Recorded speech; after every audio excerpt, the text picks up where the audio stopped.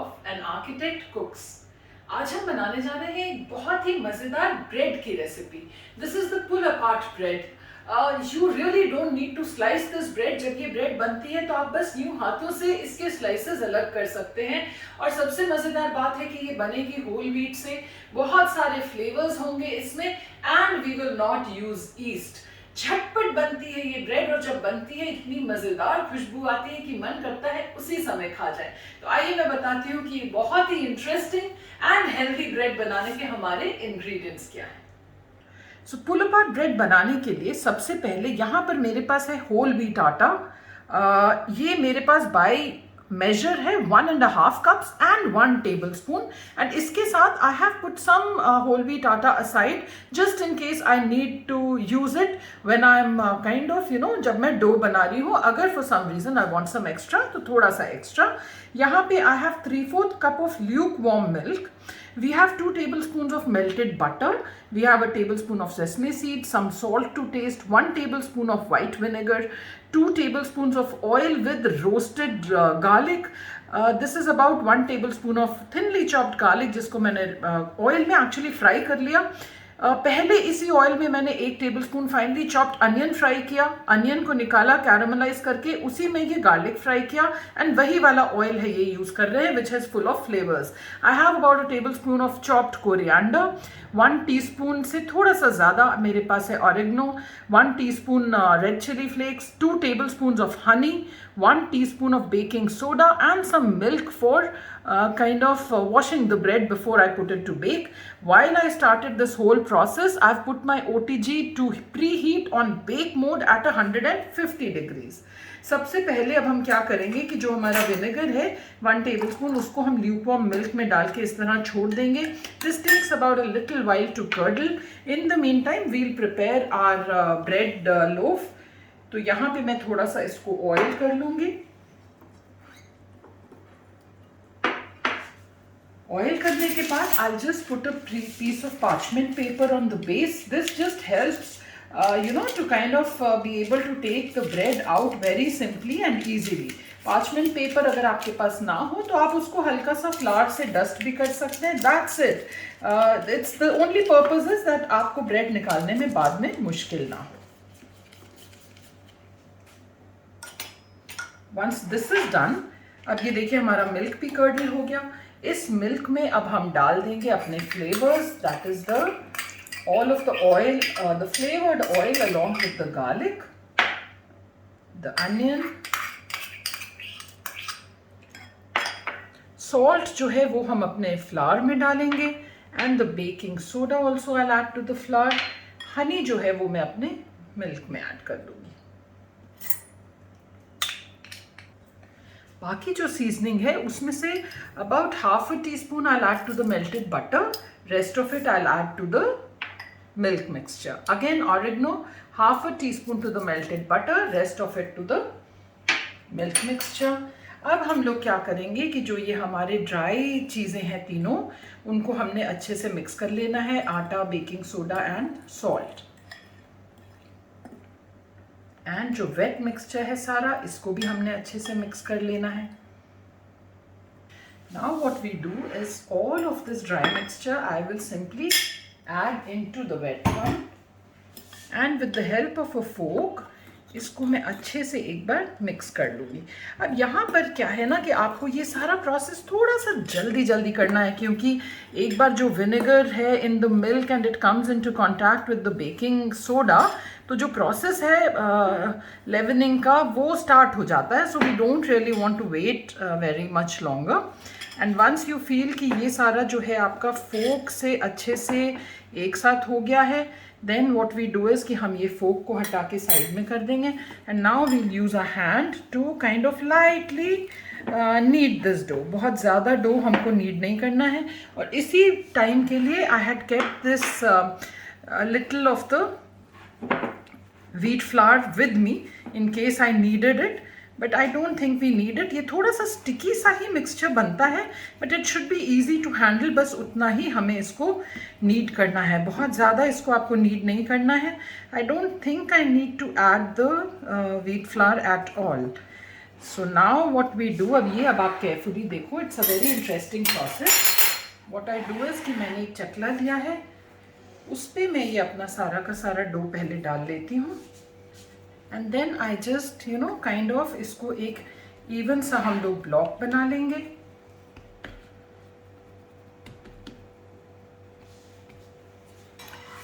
ये बनाने के बाद I will kind of cut it into 4 equal parts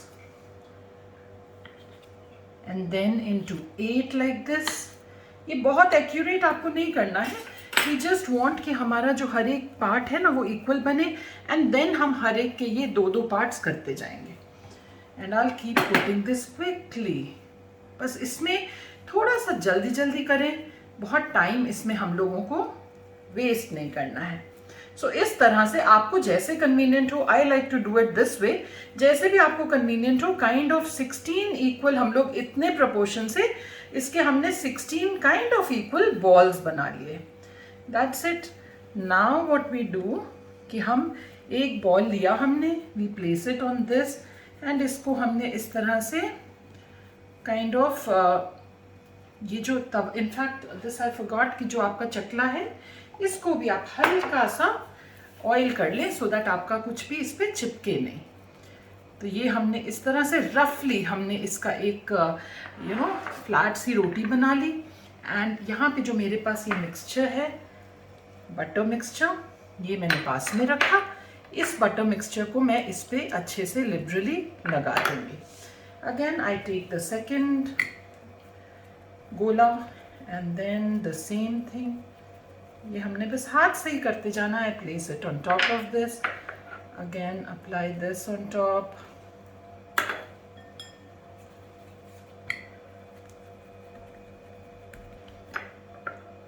now once we reach 4 इस तरह से जब हमने कर लिए, फिर हम क्या करेंगे, हम इनको बीच में से यूं काट देंगे एंड देन द पार्ट जिसमें हमने बटर किया है उन दोनों को आपस में जोड़ेंगे.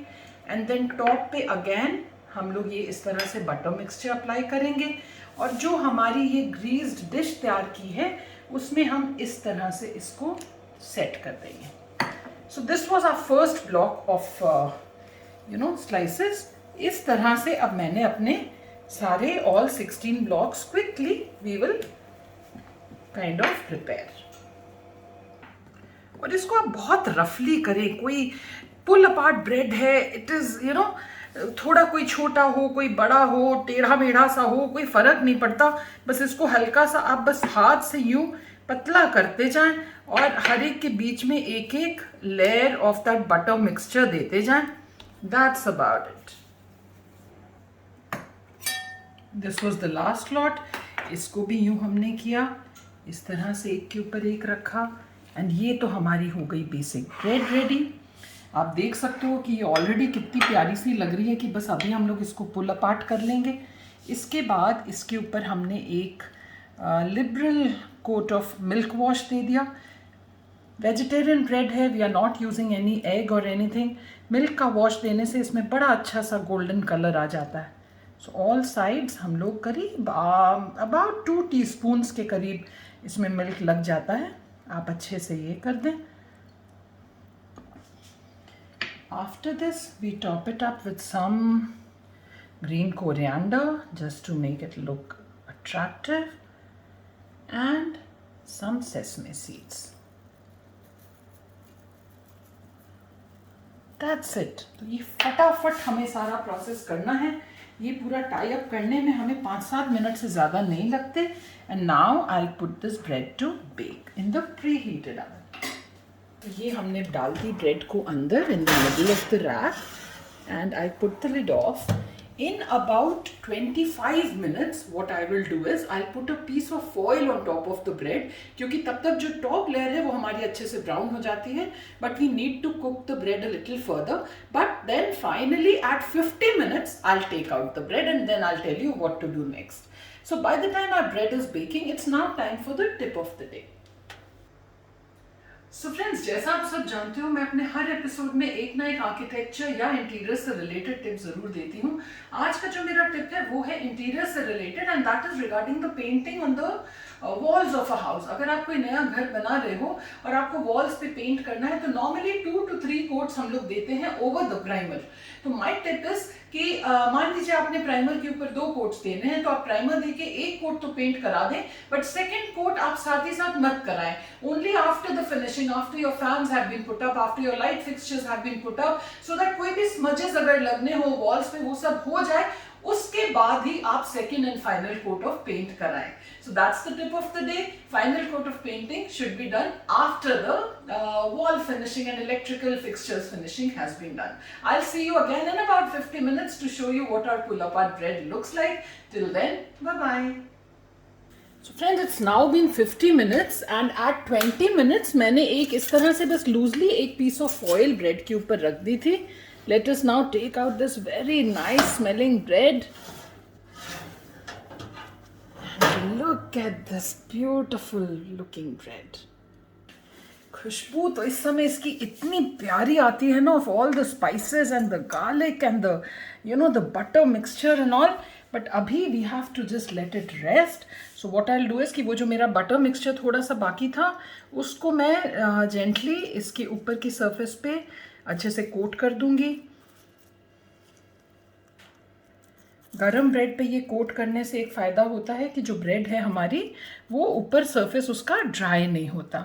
ये कोट करने के बाद now I take a cloth and I'll gently just cover this bread, and then we'll keep it for about 3 to 4 hours for it to cool. So now I'll show it to you after about 3 to 4 hours what the bread looks like. So friends, now it's been about a couple of hours since this bread was taken out and it's cool enough to handle.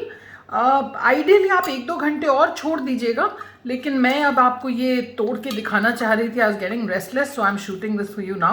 Just run a butter knife along the edges and बहुत आराम से ये देखिए, ये हमारी bread इतने आराम से निकल जाती है. Look at this amazing bread. इस ब्रेड के साथ आपको कुछ चाहिए नहीं accessory. It is so full of flavours and it's a pull apart bread. So let me show you. आप बस यूं इसको जेंटली करें एंड ये देखिए, it just kind of pulls apart from wherever you want it to break like this. And this amazing bread, which is full of all flavors, is ready for you to have. इसको आप बस toast करें या heat करें हल्का सा, and just have it with a cup of coffee or tea, and believe me, you won't need anything else to go with it. Do try this amazing bread and let me know how it turns out. I'll see you next Saturday again at 7 p.m. with a simple, jhatpat, instant but mazedar recipe. Till then, enjoy.